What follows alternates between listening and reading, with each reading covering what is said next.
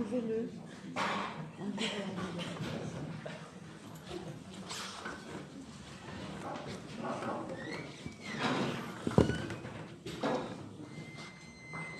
Allez-y. Ah, d'accord. Bon, bonjour à toutes et à tous. Donc j'ai 1 heure à peu près. Puis après nous aurons une demi-heure d'échange. Mais si vous le souhaitez, vous pouvez auparavant m'interrompre en cours de route si vous avez des questions d'éclaircissement à me poser, ça ne me gênera pas du tout. Moi je vais essayer donc en 1 heure de vous présenter, puisque je suis sociologue du travail, l'évolution, les transformations du contenu du travail, du management, qui peuvent possiblement rendre compte de ce pourquoi nous sommes réunis aujourd'hui, c'est-à-dire des questions de la souffrance au travail, qui effectivement commencent à tenir une place omniprésente, à la fois dans les politiques publiques, les médias, les spectacles et évidemment les colloques, et qui est à l'origine de nombreuses associations. Moi-même, je fais partie d'un groupe de travail que Marie Peset a monté autour de ces consultations souffrance et travail. Et il y a aussi des inspecteurs du travail, des juristes, des médecins, des psychologues, mais dans les petits groupes de travail. Mais je ne sais pas si au niveau de l'intervention, ils sont aussi présents, mais c'est un petit groupe de travail qui est totalement pluridisciplinaire. Et donc en tant que sociologue, je suis un peu ça, de la même manière que je fais aussi partie d'un groupe de travail qui s'appelle Ne pas perdre sa vie à la gagner, qui a été monté autour du syndicat solidaire d'Éric Bénel, et qui organise des colloques et qui a mis sur pied aussi une permanence pluridisciplinaire où il y a des inspecteurs du travail, des médecins du travail qui reçoivent, c'est le vendredi aussi, à la Bourse du Travail, des personnes qui sont en difficulté, qui sont en souffrance. Et effectivement, c'est donc une problématique qui s'affirme de plus en plus, qui s'affiche de plus en plus.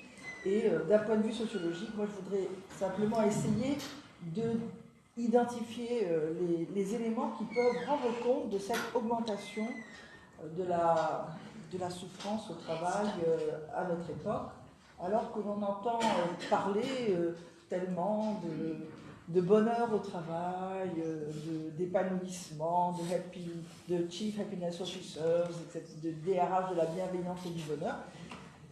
C'est vrai que parallèlement, on a une montée en puissance de personnes qui souffrent de burn-out, de dépression, qui sont aussi dans des processus d'addiction à des substances illicites, mais de manière complètement liée au travail pour essayer de tenir face aux difficultés. Donc c'est une réalité. Alors, toujours, la question qu'on peut se poser, notamment quand on est sociologue, on peut se demander et comment c'était avant durant les 30 Glorieuses, est-ce qu'il n'y avait pas, vous savez, les années 1950, 60, 70, d'un taylorisme triomphant, est-ce qu'il n'y avait pas de souffrance au travail? Est-ce qu'il n'y avait pas de mal-être, de risques psychosociaux? Ils étaient là, mais on en parlait quand même beaucoup, beaucoup moins.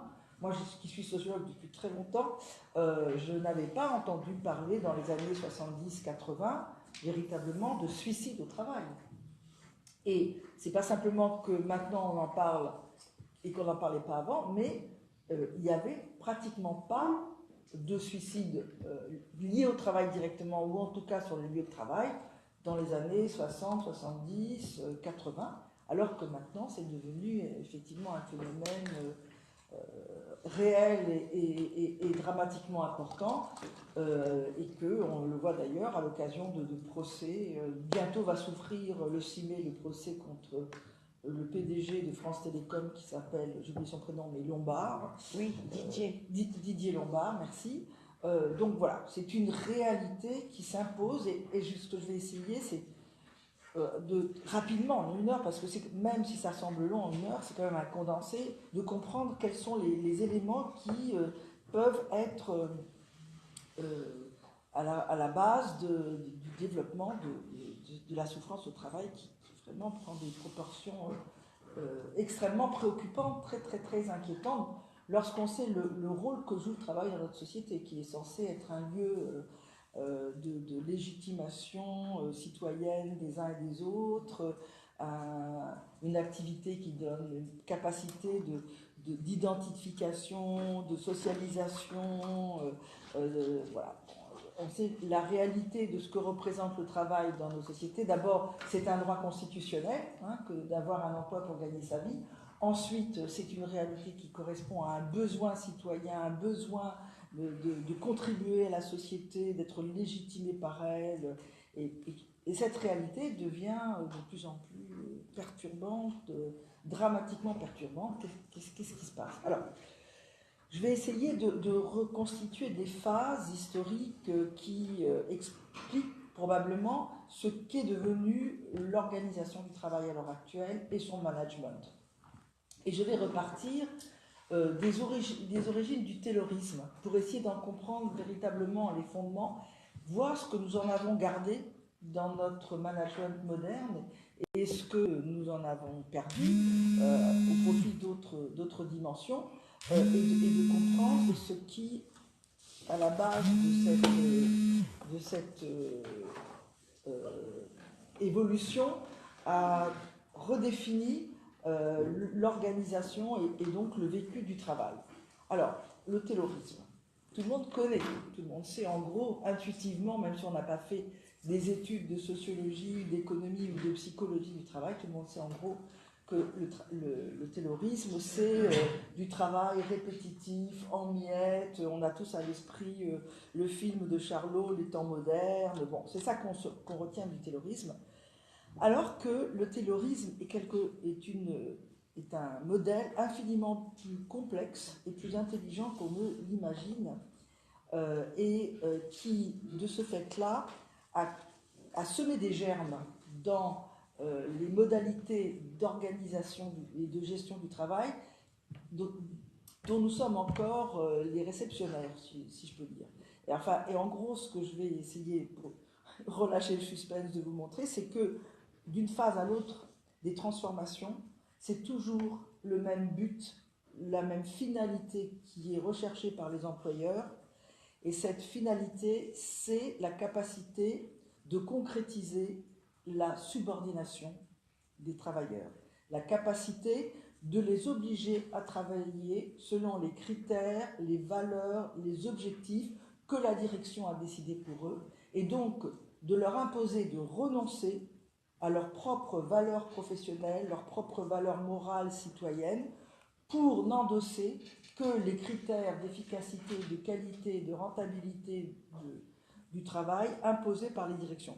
C'est ça l'enjeu fondamental du travail capitaliste, et toute la raison d'être du management, c'est de pouvoir légitimement parce que depuis le taylorisme, il s'agit de démocratie politique où nul n'est censé appartenir à personne et tout le monde est libre. Donc la problématique, c'est comment légitimement parvenir à imposer à des êtres libres de renoncer à leurs propres valeurs, à la fois professionnelles, c'est-à-dire à leurs règles des métiers, à leur vision du monde, à leurs valeurs citoyennes et morales, pour ne travailler que selon des critères et une finalité qui aura été décidée en dehors d'eux par d'autres, ceux qui sont leurs employeurs. Voilà. Ça, c'est la finalité du travail du management dans le travail capitaliste, et elle reste parfaitement actuelle, sauf qu'elle va prendre des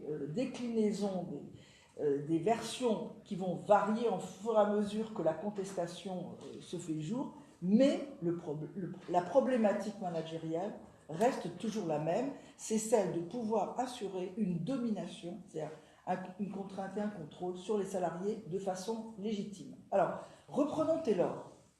C'est intéressant de voir comment il a réussi, parce qu'il y a deux aspects fondamentaux dans l'organisation et le management. C'est effectivement la dimension de l'organisation technique, comment est-ce qu'on fait pour travailler, mais il y a aussi la légitimation idéologique, qui a accompagné tout nouveau modèle managérial. Comment légitimer, comment montrer que l'organisation du travail qu'on va imposer aux salariés, c'est la meilleure. C'est non seulement la meilleure, mais elle est nécessaire, car elle est efficace, car elle va développer les emplois, car elle va être associée au progrès économique, au progrès social. Donc il y a toujours cette entreprise qui accompagne un nouveau modèle, qui est la légitimation idéologique. Donc, reprenons Taylor. Quand Taylor quand Taylor commence à inventer son modèle, d'abord il faut savoir que c'était un consultant. Ça a l'air un petit peu anachronique parce que c'est à la fin du 19e siècle, dans les années 1890, que Taylor commence à inventer son modèle. C'est un consultant. Et donc, grâce à ça, comme il fait la promotion de son modèle, on le connaît bien parce qu'il a beaucoup écrit. Il a écrit pour défendre ses idées et pour vendre son modèle. Donc on sait exactement dans quel état d'esprit et de quelle manière il a procédé pour inventer et mettre en place son modèle. Donc quand Taylor commence à se poser la question de l'organisation du travail, il y a une réalité qui est dominante, c'était aux États-Unis, mais c'est à peu près pareil ailleurs, c'est que quand un capitaliste veut démarrer une entreprise, un business, comme on disait aux États-Unis, il ne fait qu'une chose, il apporte l'argent. Et je dis il ne fait qu'une chose parce qu'il n'a pas une connaissance des métiers qui sont nécessaires pour produire ce qu'il veut vendre. Et donc il va être obligé de recruter des professionnels, c'est-à-dire des ouvriers de métier, qui vont eux-mêmes recruter des compagnons, des ouvriers avec lesquels ils vont travailler, et ensemble ils vont définir l'organisation du travail. L'employeur ne peut pas intervenir sur cette organisation du travail pour une simple et bonne raison, c'est qu'il n'y connaît rien. Il est totalement ignorant des métiers qui sont nécessaires pour donc la mise en œuvre de ce qu'il veut produire et vendre, et sur lesquels il veut avoir un retour sur investissement, donc du profit. La raison du capitalisme pour ouvrir une entreprise, c'est d'avoir du profit. Le reste dépend de l'activité des ouvriers. Et alors, Taylor qui est allé... il est ouvrier pour des raisons particulières, c'était un fils de riche famille américaine, mais il se trouve qu'il a été ouvrier, donc il connaît de l'intérieur le modèle, et il dit, cette réalité où ce sont les ouvriers qui décident de l'organisation du travail est une catastrophe. Alors il l'analyse et il explique. C'est une catastrophe parce que ces gens-là pratiquent ce qu'il appelle, lui, la flânerie systématique. Il dit... Non, mais il écrit, et à juste enfin, vous allez voir, moi, à juste titre, il dit « Les ouvriers pourraient travailler beaucoup plus vite qu'ils ne travaillent en réalité, ils prennent leur temps, ils prennent leurs aises, et il dit « Moi, je les comprends. Si j'étais à leur place, et j'ai été à leur place, j'aurais fait pareil. J'aurais fait pareil, pourquoi? Parce que ils veulent se ménager, éviter d'avoir des accidents, ne pas s'user trop vite, ne pas s'imposer des efforts démesurés au travail, donc ils veulent avoir une qualité, on dirait maintenant une qualité de vie au travail qui soit décente, et donc ils vont relativement pas vite, et puis aussi ils ne veulent pas en faire trop par rapport à ce qu'ils estiment raisonnable en fonction du revenu qu'ils perçoivent en retour de leur travail. Donc voilà, dans leur tête, ils inventent des nouvelles règles, en gros, et ils associent un juste rythme de travail à la nécessité de se préserver sur le plan de la santé physique et mentale, pour reprendre les expressions de maintenant, et puis par rapport aux tarifs qui leur sont versés. Et Taylor, oui. Il n'y a pas aussi le souhait du travail bien fait, qui prend le temps qu'il faut? Ça, il ne l'évoque pas. Ah. Non, mais c'est une vraie question. Il ne l'évoque, et on le sait parce qu'on a tous ses écrits. Il y a un livre qui s'appelle La direction scientifique des entreprises, où il explique tout, c'est un gros livre.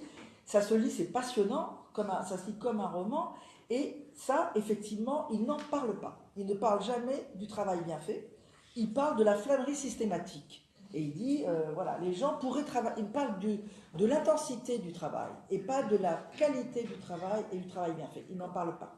Mais vous avez raison, c'est intéressant de le pointer, comme on dit. Donc, lui, ce qu'il dit c'est une catastrophe, et c'est là où c'est intéressant, parce qu'on voit tout de suite le montage idéologique. Il dit, c'est une catastrophe, non pas pour le patron, il ne le dit pas, pour la nation américaine. Il dit, mais oui, non, mais c'est très important, parce qu'on verra après la continuité des argumentaires pour légitimer, justifier les modèles qui sont mis en place. Il dit, ceux qui sont les premières victimes de cette flânerie systématique, ce sont les citoyens américains. Parce que la productivité étant très faible, ils n'ont pas des produits en nombre suffisant, et le nombre qu'ils ont de produits est à un prix extrêmement cher. Donc ils ont peu de choses à disposition et les payent très cher. Et il dit, si on se place du point de vue du bien commun, du point de vue de la nation américaine, des intérêts supérieurs de la nation américaine, c'est condamnable. Parce que ce sont ces ouvriers qui, par leur décision leur propre mise au travail, pénalisent la nation américaine dans son ensemble. Ça n'est pas, et il dit en anglais, it's not fair. Ça n'est pas juste, ça n'est pas moral. Parce que fair, ça veut dire... Il y a toujours la moralité derrière. Et voilà, il y a toujours cette idée, et comme vous dites, pas de la qualité du travail, bien fait, mais de la moralité. Ça n'est pas moral. Voilà, on peut, par exemple, écouter aussi tout le discours sur la moralité par rapport comment ça s'appelle, pas à l'assistance sociale, mais aux indemnités sociales, les chômeurs, les gens qui n'ont pas de travail, c'est pas juste, c'est pas bien, c'est pas moral. On ne parle pas de leurs problèmes psychologiques et de leurs difficultés à vivre, mais c'est pas moral, ce sont des parasites, une cinquième colonne. Donc, bon, je vais faire ma parenthèse, mais Taylor, donc, il se place du point de vue de la nation américaine, et il dit, c'est terrible parce que, regardez ce qui se passe en réalité. Quand les ouvriers font de la flânerie systématique, que fait le patron? Légitimement, de son point de vue, qu'est-ce qu'il fait? La seule chose qu'il peut faire, comme il ne peut pas se mêler de l'organisation du travail, qu'est-ce qu'il peut faire? Il baisse les tarifs auxquels il paye les ouvriers.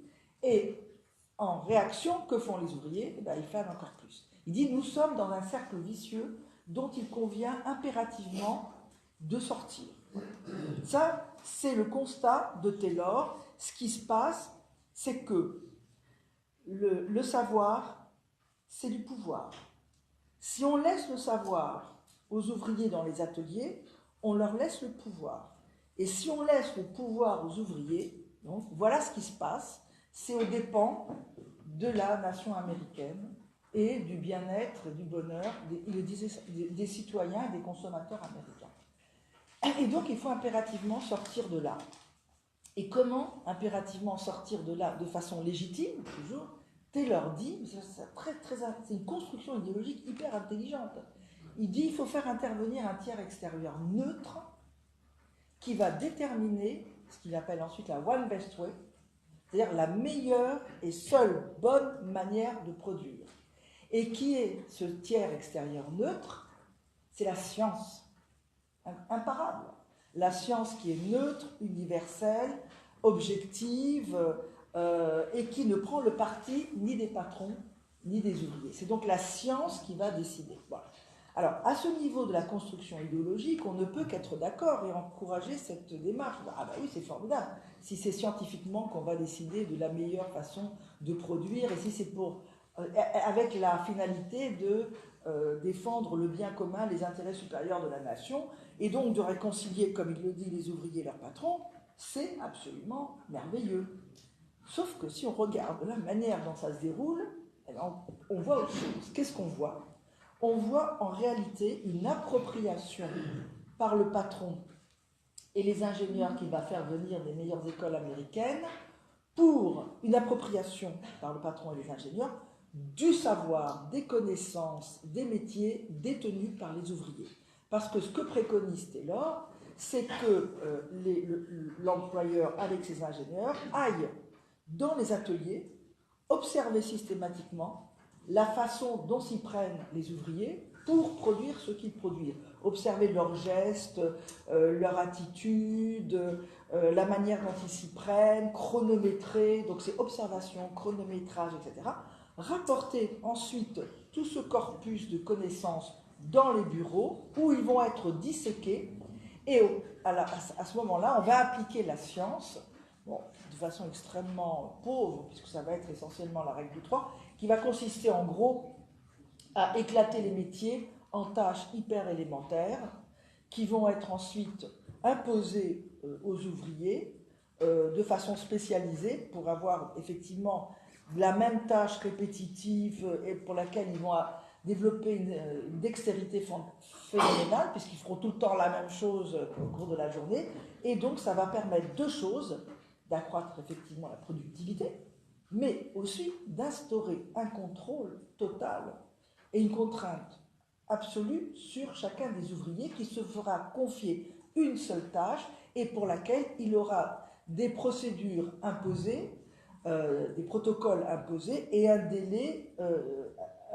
lui-même imposé également pour réaliser ce travail. C'est-à-dire des prescriptions et des modes opératoires extrêmement prescrits pour des tâches très élémentaires avec des délais alloués pour chacune de ces tâches. Et du coup, ça permet d'inscrire le contrôle et la contrainte, surtout la contrainte et le contrôle dans cet ordre-là, dans la définition même des tâches, de manière neutre. Il n'y a pas besoin d'avoir des méchants contremaîtres qui vont taper sur les ouvriers pour les obliger à travailler de façon plus intense et plus rapide. Non, chaque ouvrier, s'il veut gagner sa vie et avoir son salaire à la fin, ça ne s'appelle pas un salaire à l'époque, mais bon, est obligé de s'y prendre comme on veut qu'il s'y prenne. Donc ça, c'est une manière extraordinaire de dépouiller totalement les ouvriers de leur métier, de leurs connaissances, de leur savoir, de leur expérience et de la latitude d'influer sur la définition de leurs tâches, d'influer sur l'organisation de leur travail.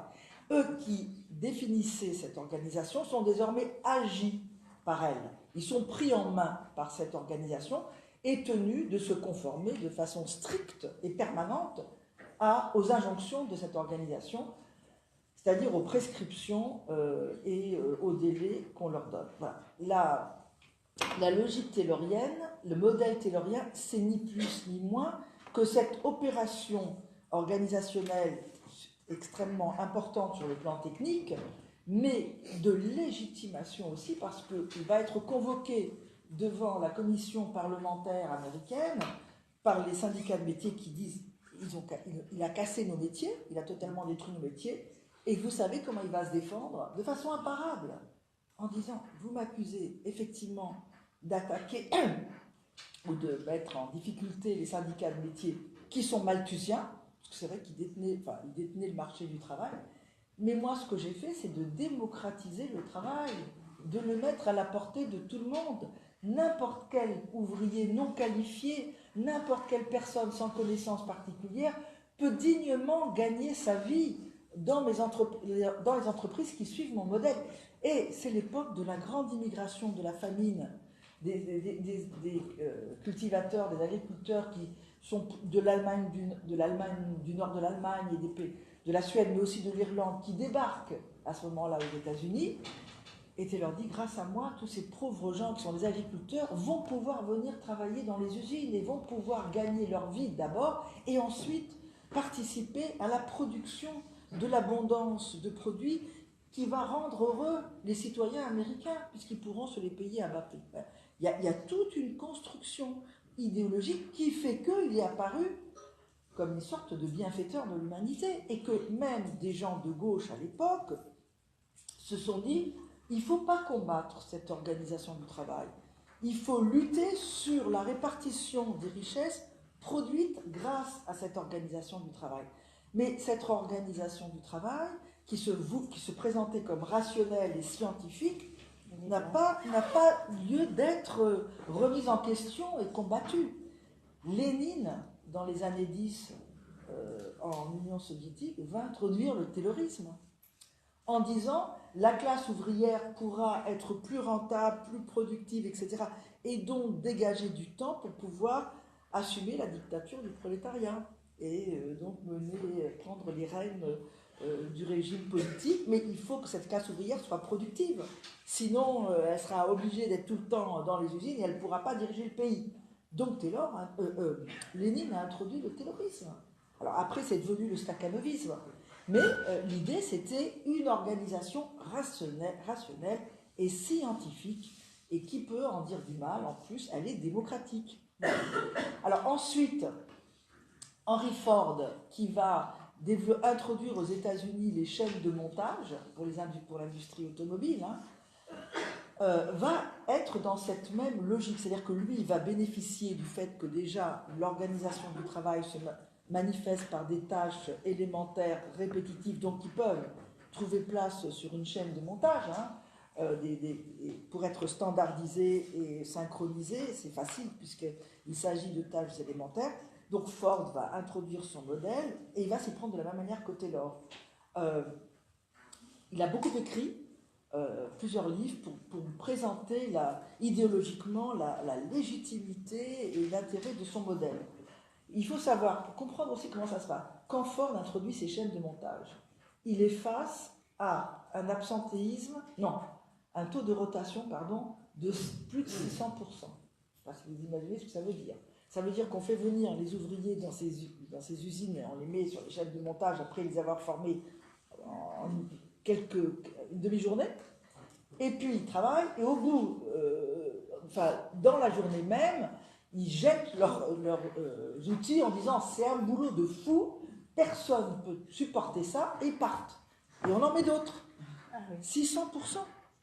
Le taux de rotation, vous voyez, il écrit fort, il dit non, je ne peux pas continuer comme ça parce que là, ça ne tient pas, je n'y arrive pas.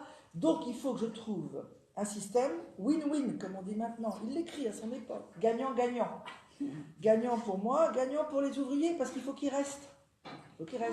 Donc, comment les faire rester? Il dit, j'ai compris, il ne faut pas que je change l'organisation de mon travail, parce que c'est ça qui est le plus intéressant, les chaînes de montage, mais il faut que je monte les tarifs jusqu'à ce que les ouvriers décident que le jeu en vaut la chandelle.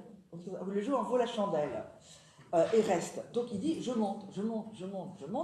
Et c'est quand il atteint 2,5 fois le tarif moyen, parce qu'à l'époque on parlait de tarif et pas de salaire, à 2,5 fois, les ouvriers restent. Le turnover est marginal. Et Ford souffle, il dit voilà, bon, maintenant c'est bon, j'ai atteint un système où tout le monde est gagnant, moi j'ai un retour sur investissement qui est intéressant, mais surtout je peux produire beaucoup de voitures et ça c'est merveilleux parce que ça va créer une cohésion sociale et culturelle au niveau des États-Unis parce qu'on pourra circuler avec les voitures dans les lointaines contrées, se rencontrer, revoir sa famille, tout va être plus facile. Voilà, je vais rendre le même discours. Les Américains plus heureux, tout va aller mieux, tout va être socialement, culturellement, économiquement merveilleux. Surtout, vous avez vu combien je paye mes ouvriers, hein. Je les paye énormément, donc eux, ils vont avoir une belle vie, et si tout le monde fait comme moi, tout va être formidable. Mais, et là aussi, on va voir qu'il y a à chaque fois, c'est pas inutilement, enfin à mon avis que je décris ça parce qu'on va voir comment ça continue après, dans les phases successives. Ford dit attention, je suis un capitaliste, hein, donc je veux en avoir pour mon argent. Il l'écrit. Donc, je veux être sûr que les ouvriers que je paye si cher mènent une vie privée qui soit en conformité avec les exigences du travail. Et oui, il met sur pied à l'époque, donc au tout début du XXe siècle, hein, dans les années 20, il met sur pied ce qu'on appelait un corps d'inspecteurs qui doivent aller vérifier au domicile privé des ouvriers s'ils vivent dans les conditions d'hygiène, de salubrité sanitaire, etc., qui soient conformes à la dépense d'énergie qu'ils doivent ensuite fournir. Une intrusion légitime dans la vie privée des gens. Alors ça commence déjà, avant ça va vous faire rire, je pense, enfin j'espère, par le fait qu'il décide qu'il ne donnera pas, on appelait le fameux $5 a day, c'est $5 par jour, soit 2,5 fois le prix du marché. Il ne donnera pas ces $5 aux ouvriers célibataires.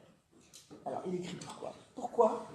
Parce qu'un ouvrier célibataire ne sera pas pris en main par sa femme, et donc il écrit, il ira courir le soir, les filles dans les cabarets, dans les bistrots, il ira boire de l'alcool, et il va m'arriver fatigué sur les chaînes de montage. Il l'écrit comme ça. Donc, les ouvriers non mariés, je ne les vire pas, je pense que c'est probablement, ce n'est pas légal, mais enfin, je les paye moins. Je les paye moins parce que j'estime qu'ils seront moins efficaces et moins rentables. Et pour les autres, donc, les inspecteurs vont à la maison vérifier si madame, parce que madame Ia, tient bien le logement, si c'est propre, aéré. Et puis, on conseille on conseille un... Excusez-moi, je cherche un mouchoir. Pas pour pleurer, hein, c'est simplement pour... On conseille un menu pour tous les jours de la semaine. Qu'est-ce que le monsieur doit manger pour être... Oui, non, mais c'est... On a la même chose maintenant dans les entreprises. Hein. Oui. Qu'est-ce que monsieur doit manger pour être en forme sur les chaînes de montage? Alors, on a des exemples de menus types. Il faut savoir que Ford était végétarien, donc lui il conseille très peu de viande, beaucoup de légumes, beaucoup de céréales, évidemment pas boire d'alcool, ne pas fumer, enfin il a tout ça. Comment se maintenir en bonne santé pour mériter le $5 a day et être en bonne condition de... Alors, il a pu conserver pendant 2 ans son corps d'inspecteur, et puis après il y a eu une sorte d'indignation générale qui s'est manifestée à travers les journaux, et au bout de 2 ans et demi ou 3 ans, je ne me souviens plus exactement, il a été obligé de renoncer à son corps d'inspecteur, mais qui a véritablement bien existé et qui était là pour veiller au grain de façon à ce que Ford en ait pour son argent. Alors, je vais terminer sur la partie taylorienne fordienne, mais il faut savoir que Ford a failli avoir le prix Nobel de la paix. Oui, il avait été nominé, comme on dit, pour être par le prix Nobel de la paix. Il ne l'a pas eu, parce qu'entre-temps, il y avait la guerre avec, en Europe avec le Troisième Reich, avec Hitler, et lui a mené une campagne, a financé une campagne pour éviter que les États-Unis n'entrent en guerre contre le régime nazi, parce qu'il était un admirateur inconditionnel d'Hitler, et qu'il avait reçu la plus haute distinction des mains de l'ambassadeur nazi à Washington. Et on dit que Hitler avait, enfin on dit, les historiens disent que Hitler n'avait qu'une seule photo dans son bureau, et c'était les parcs des voitures Ford qui sortaient de l'usine. Il était fasciné, parce que lui il voulait produire la fameuse Volkswagen, et il était fasciné par Henry Ford. Il y avait une fascination réciproque, et donc Ford a essayé de dissuader les États-Unis d'entrer en guerre contre le régime nazi. Il n'y est pas parvenu, et donc après il est tombé en déchéance en quelque sorte, mais sinon il aurait probablement eu le prix Nobel de la paix, parce qu'il a été considéré comme Taylor en son temps, en tant que vraiment grand inventeur, grand bienfaiteur de l'humanité, et comme étant à l'origine d'un progrès technique, économique, social absolument faramineux, parce qu'effectivement il payait beaucoup plus ses ouvriers, et qu'il a commencé à créer un marché, il y avait une intensification du travail, il y avait une production à la chaîne qui permettait d'inonder le pays, enfin relativement, avec les voitures. Ça, c'est le corps, disons l'essence du modèle managérial taylorien, fordien, c'est-à-dire avant tout d'avoir en tête que le profit, sous couvert de pratiques démocratiques qui démocratisaient le travail, et sous couvert de win-win généralisé, une mise au travail qui transformait les ouvriers en exécutant d'une simple tâche, alors que peu de temps auparavant, c'était pour la plupart des ouvriers qualifiés, de métiers, capables de concevoir ensemble une organisation du travail et de produire ensemble, comme vous le souleviez à juste titre, avec la préoccupation du travail bien fait. Le travail bien fait n'apparaît, j'avais pas pensé, mais dans aucun des écrits de Taylor et de Ford. On ne voit jamais cette préoccupation ou ce concept du travail bien fait. C'est la rentabilité, l'efficacité et la contrainte et le contrôle. Obliger les ouvriers, mais de façon légitime et même bienfaitrice, à remplir le rôle qu'on veut leur voir tenir, c'est-à-dire de ne pas intervenir sous aucun prétexte sur le déroulement du travail. Taylor disait, il écrivait, il faut que le travail puisse se dérouler uniformément, indépendamment de l'état d'esprit, des états d'âme, et il y a un troisième terme, bon j'ai oublié, c'était pas les motivations mais un terme qui ressemblait, donc l'état d'esprit, des états d'âme, et la bonne ou mauvaise volonté, voilà, un peu les motivations, la bonne ou mauvaise volonté des ouvriers. Voilà. Il faut que le patron ne dépende pas de ses ouvriers. Hein, c'était ça, l'idée. Donc une inversion totale de la situation, puisqu'avant que n'arrive Taylor, effectivement, le patron dépendait des règles du métier, des connaissances, de l'expérience, du savoir et de la façon dont voulaient travailler les ouvriers de métier qui s'organisaient eux-mêmes avec leurs propres compagnons. Voilà. Alors, ça, comme vous le savez, construit, si on pense au temps moderne de Charlot, une réalité du travail dure, pénible, insupportable, mais qui, pendant les 30 Glorieuses, en tout cas, puisqu'on peut l'analyser à ce moment-là en France, par exemple, à ce que la réalité de ce modèle ne soit pas totalement mise à l'œuvre. C'est ce que vous devez connaître, je ne sais pas, parce que je ne sais pas qui est là véritablement, la différence qu'on fait entre travail réel et travail prescrit. Donc, vous connaissez tous? Non. Alors, le travail prescrit, c'est ce qu'un travailleur est censé faire d'après les prescriptions, c'est-à-dire les procédures et les consignes données par la hiérarchie, en fonction de sa place dans un organigramme défini. Voilà. C'est ce qu'il est censé faire. Et puis le travail réel, c'est ce qu'il fait dans la réalité quotidienne de son travail en fonction des aléas qui peuvent se produire ici et maintenant, liés à un problème de la machine ou un ralentissement ou le fait que ce qu'on lui transmet n'est pas conforme exactement à ce que lui attendait enfin il peut y avoir, on le sait, mille et une petits grains de sable, mille et un petits grains de sable qui fait que, on ne peut pas s'en tenir simplement à la prescription. Pour vous donner un exemple, pensez à ce qu'est une greffe du zèle.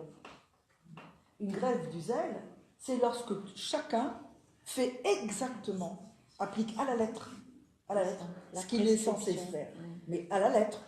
Et qu'est-ce qui se passe? Eh bien, ça bloque tout, non? Ça bloque tout. On le voit quand les douaniers ne se fient pas, par exemple, à leur flair pour repérer les gens, etc. Mais arrêtent tout le monde pour contrôler tout le monde, ce qu'ils sont censés faire. Enfin, ils sont censés repérer tous les contrevenants. Ça bloque tout. Dans un atelier, c'est pareil. Si chacun dit, par exemple, ma machine, elle n'a pas le même son, j'arrête et j'attends que le dépanneur arrive, alors que chacun sait comment il faut bricoler un petit peu pour que ça remarche, mais si chacun attend, il n'y a rien qui se passe. Donc, ça, c'est la différence entre travail réel et travail prescrit. Et autour de ce décalage entre travail prescrit et travail réel, il y avait ce qu'on appelait des collectifs de travailleurs clandestins. On appelait ça clandestin parce qu'ils ne figuraient pas de façon officielle dans les organigrammes. Dans les organigrammes, il n'y a que des postes individuels avec des ouvriers affectés. Mais dans la réalité, 10-15 personnes affectées à un même travail ou à un même segment de chaîne constitués un peu en tant que groupe clandestin, comme ça, avec des règles qu'ils produisaient eux-mêmes, des règles disant, écoute, si toi tu n'y arrives pas à ça, appelle-moi parce que sur ça, moi je suis bon, mais pour tel problème, tout le monde arrête parce que c'est dangereux, ça peut être un accident, etc. Enfin, une espèce de vie clandestine, commune, avec des règles d'entraide, de solidarité, mais de production aussi de savoir lié à l'expérience des anciens, très utile pour se protéger des accidents, pour pouvoir accélérer à certains moments et se reposer un peu à d'autres, etc., etc. Donc, une vraie vie collective et qui donc était dans le cadre d'une sociabilité, d'une solidarité, etc., etc., et qui, de ce fait, parvenait d'une certaine façon à réguler ce qu'on appelle maintenant la souffrance au travail, qui parvenait à décrypter ensemble les sources de cette souffrance, en disant, mais attends, t'en baves, là, tu vas pas bien, t'es déprimé, t'as mal au bras, t'as mal là, nous aussi, et on sait pourquoi. C'est parce que le patron, il veut s'en mettre plein les poches, il a accéléré les cadences, ou il nous a imposé ça, il nous a dit, oui, mais maintenant, quand vous allez, nous, ce qu'on fait, les sociologues, interviewer les salariés, et qu'ils acceptent de nous parler de leur souffrance, ils vous disent sur un ton confidentiel, moi, j'ai un problème. Je crois que je ne suis pas à ma place. Je crois que je ne suis pas à la hauteur. Je crois que je ne comprends pas vraiment ce qu'on veut. Je ne suis pas bon. Voilà. C'est pour ça que je souffre, c'est que je ne suis pas bon, j'y arrive pas. Mais c'est pas du tout, ils ne font aucun rapport en règle générale avec l'organisation du travail, ni avec les. C'est moi le problème. Moi j'ai entendu souvent. J'ai entendu une fois notamment un cadre, ça je me souviens toujours, de la Banque de France qui était à un niveau vraiment élevé. Il avait fait Polytechnique et encore une autre école après, et il me disait, vous savez, je crois qu'ils ont raison, je suis nul, parce que je souffre tellement, c'est pas normal que je souffre, c'est que je suis pas bon. Voilà. Donc maintenant, il y a une intériorisation, on verra pourquoi, par chacun de la souffrance, alors que au sein de ces collectifs, la souffrance, elle a été prise en charge. Et on dit, ben ouais, qu'est-ce qu'on embrasse, qu'est-ce qu'on va mal, et c'est pas normal. Et du coup, avec cette idée qu'on pourra ensemble se porter, ce qu'on appelle nous, en tant que sociologue, comme acteurs collectifs, et essayer de faire pression sur la maîtrise, essayer éventuellement de faire une grève du zèle, éventuellement de se mettre en grève, pour dire ça va pas, on ne veut pas continuer comme ça, et puis l'employeur il sera bien obligé d'en tenir compte. Et tout ça, ça crée une espèce de perception collective, de décryptage collectif en termes politiques. Il y avait mais dans le sens noble du terme, une espèce de politisation collective du travail, une conscience politique de ce qui arrivait et qui pouvait être vécu en termes de souffrance, de mal-être, d'humiliation. Parce que on semble découvrir l'humiliation et le harcèlement maintenant. Et sur les chaînes de montage, dans les usines Renault des années 50, des usines surtout Citroën des années 50, qu'est-ce qu'il y avait comme harcèlement? Qu'est-ce qu'il y avait comme humiliation? Et vous savez comment on recrutait les contremaîtres à l'époque? C'était parmi les adjudants qui combattaient en Indochine. Et le topo, c'était aller faire suer le burnou. Hein. On va vous mettre sur les chaînes de travail, vous allez faire suer le burnou. Il y avait un film qui était formidable qui rendait compte ça, Élise ou la vraie vie, je ne sais pas si certains l'ont vu, où on voit l'humiliation, le harcèlement, c'est une réalité. On semble le redécouvrir comme étant quelque chose de contemporain. Non, ça a toujours existé. Sauf que c'était d'une certaine façon géré collectivement. Ce n'était pas le nirvana, loin de là. Mais il n'y avait pas cette intériorisation en termes d'indignité, de défaillance personnelle, de ne pas être au niveau, d'incompétence, de ne pas être capable, etc. À l'époque, c'était plutôt sur le mode de la révolte, c'est pas juste. Voilà. Les gens étaient capables collectivement de dire c'est pas juste ce qui nous arrive. C'est pas normal, c'est pas juste et c'est pas moral. Et politiquement, c'est inacceptable. Et d'ailleurs, on va prendre sa carte à un syndicat, on va militer dans un parti. À l'époque, d'ailleurs, je vous rappelle que le PCF, il avoisinait les 30% à ce moment-là dans les moyens. Ben oui, mais il y avait une conscientisation politique des enjeux du travail grâce à ces collectifs qui permettaient d'une certaine façon de tenir, j'allais dire à distance, mais c'est pas un bon terme, la souffrance à distance, de la réguler, de la diminuer, de la partager. Il y avait un partage de la souffrance qui fait qu'elle était vécue de manière différente. Et ça entretenait aussi la révolte. Et à un moment donné, ça a explosé, comme vous le savez. Vous me persécutez. Il paraît qu'on ne vous entend pas. Vous n'entendez pas au fond. Vous voulez que je recommence?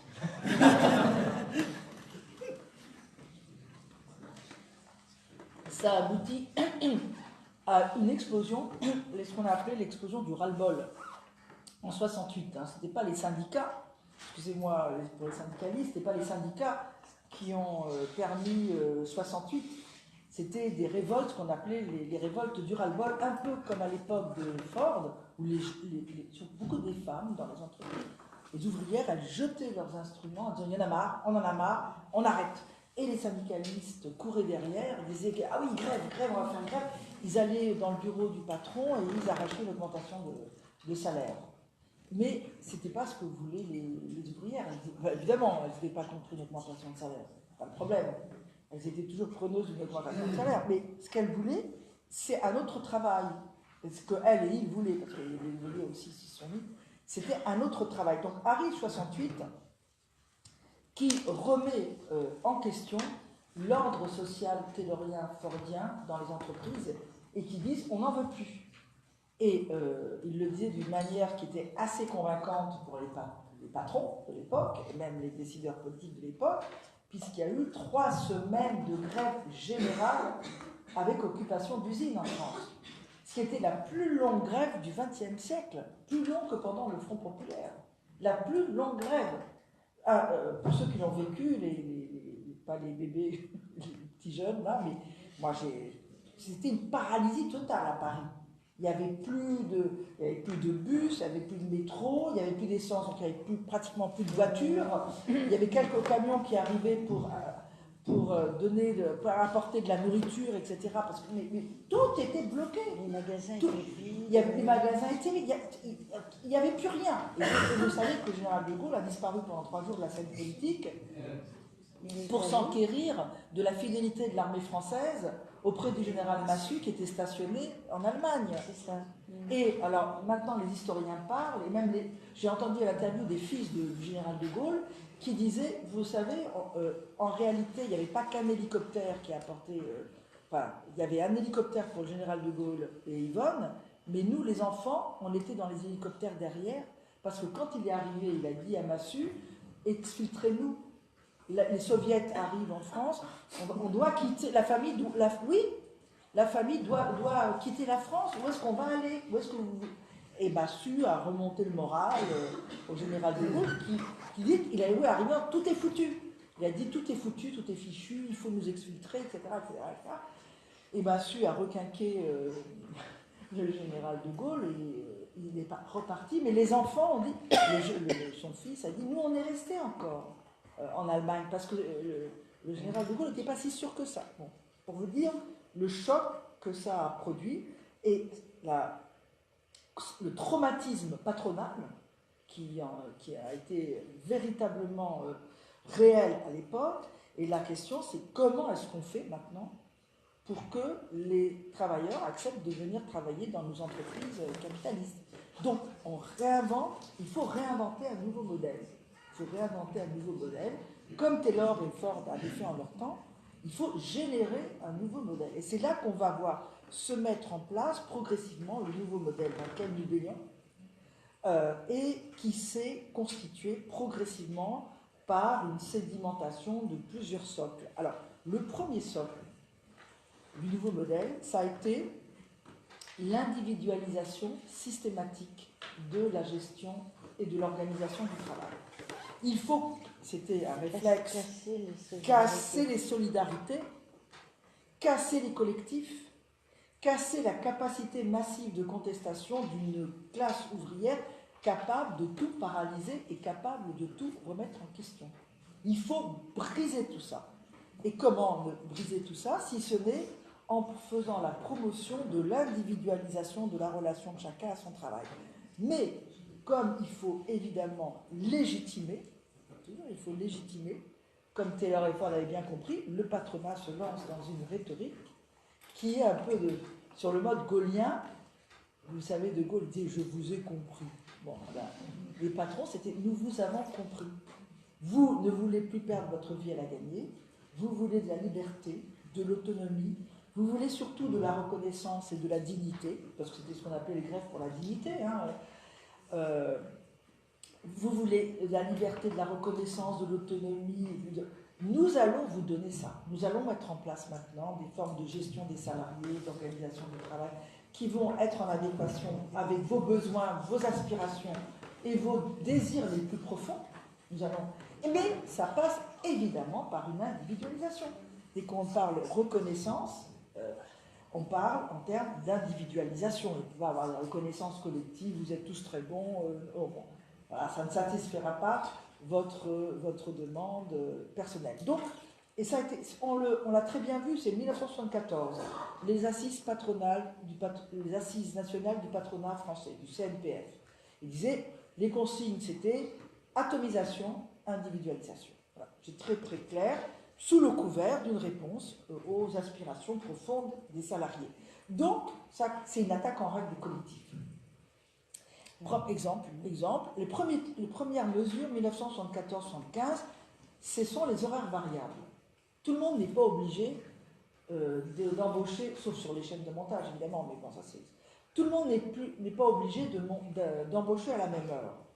Personne ne peut s'opposer à ça. Aucun syndicaliste peut dire « non, on veut ça ». Mais Parce que notamment les femmes étaient très contentes, parce que ça leur permettait d'accompagner leurs enfants à l'école avant de pouvoir embaucher, c'était très pratique pour elles. Mais qu'est-ce que ça faisait? Ça faisait qu'on n'embauchait pas à la même heure, donc on ne prenait pas nécessairement les pauses au même moment, on ne déjeunait pas nécessairement au même moment, on ne sortait pas nécessairement au même moment, donc il n'y avait pas ces capacités d'échanger, de s'identifier à un destin commun, de partager les difficultés, les problématiques, la souffrance, ça se vidait. Pour les syndicalistes, ça posait un problème pratique. Et qui disaient à l'époque, comment est-ce qu'on tracte une usine? Ben oui, tracter une usine où tout le monde rentre à la même heure, vous postez 100 militants, voilà, en 20 minutes c'est fait. Un quart d'heure c'est fait. Mais si ça s'échelonne sur 1 heure ou 1 heure et demie, 2 heures, voilà. Et puis les réunions, des champs, tout devient plus compliqué. Oui, mais c'est parfait du point de vue managérial. Ça, c'est parfait. Bon, autre exemple. Ils introduisent de la polyvalence, on appelait ça à l'époque, polyvalence. Vous ne voulez pas être confronté toujours au même travail, on va introduire la variété, on va vous faire circuler. Formidable. C'est-à-dire que les gens sont plus côte à côte dans la durée. Ils ne peuvent pas échanger des coups de main, de l'entraide, partager, voilà. Ça circule. Bon. Donc c'est les collectifs qui commencent déjà un petit peu à se désagréger, se déstabiliser. Puis il viendra, alors aussi ils vont introduire par exemple, c'est quand même assez ingénieux, la relation de service client-fournisseur entre les services, bon ça, mais même entre les salariés, entre les travailleurs, même sur les chaînes. Moi j'étais visiter une fois une usine, enfin faire une enquête dans une usine, et sur les chaînes de montage, l'ouvrier qui était là était le client de celui qui était là, et le fournisseur, oui, de celui qui était là. Et donc ils avaient des petits cahiers où ils étaient censés, en tant que clients, éventuellement se plaindre de ce qui n'allait pas dans la manière dont travaillait le fournisseur. Voilà. Et ça n'était pas sans effet. Moi, j'ai assisté à une bagarre entre des gens à cause de ça. Mais oui. Et donc, voilà. Donc, introduire des relations qui sont régulées par la direction entre les salariés, plutôt que de les laisser tisser spontanément des relations de solidarité, de complicité, d'entraide, etc. Puis après, il y aura les primes individuelles. Ah bah oui, vous voulez être reconnu pour la qualité de ce que vous faites, donc une prime individuelle, c'est normal. Mais ça veut dire aussi mise en concurrence des salariés les uns avec les autres. Alors qu'avant, c'est la solidarité, le partage, l'identification à un même destin commun, etc. etc. Là, c'est, ah ben non, toi tu vas en avoir plus, c'est pas normal, moi j'ai été plus engagé dans mon boulot, etc. Bon. Et puis on va arriver à la fin du salaire unique aussi, puisqu'il va y avoir des salaires différents selon les formations, la capacité, etc., etc. Et donc on met une fin à cette équation fondamentale, à travail égal, salaire égal. Voilà, c'est fini. Les salariés maintenant sont dans une relation de mise en concurrence systématique, dans un émiettement où les collectifs ont vocation à disparaître, et chacun devient l'entrepreneur de son propre travail, de ses propres compétences, et on ouvre sur une ère qui va aller de plus en plus loin dans cette perspective, qui sera de personnalisation, non seulement d'individualisation, mais de personnalisation de la relation de chacun à son travail, de psychologisation de la relation de chacun à son travail, et comme disent certains de mes collègues, notamment autour de Vincent de Gaulle-Jacques, de narcissisation de la relation de chacun à son travail. On assiste à vraiment une mise en scène où chacun est considéré comme une personne unique et donc va avoir des objectifs individuels, personnalisés, et ce qui implique des entretiens personnalisés avec le supérieur hiérarchique, ou même des ouvriers sur chaîne. On ne les appelle plus des ouvriers. La révolution langagière est passée par là, il n'y a plus d'ouvriers. Mais les opérateurs ont des objectifs personnalisés. Les opérateurs sur chaîne peuvent avoir des objectifs personnalisés. Et après, des évaluations, elles aussi individuelles, de leur performance. Et donc chacun est pris à part comme un être unique sur lequel on va jouer avec, par exemple, des excès qui sont absolument parfois à rire, où des jeunes cadres s'entendent dire, par exemple, toi, ton objectif, c'est étonne-nous. une mise en action de ce qu'il y a de plus personnel, intime. Montre-nous qui tu es, ton courage, montre-nous ton inventivité, étonne-nous. Voilà.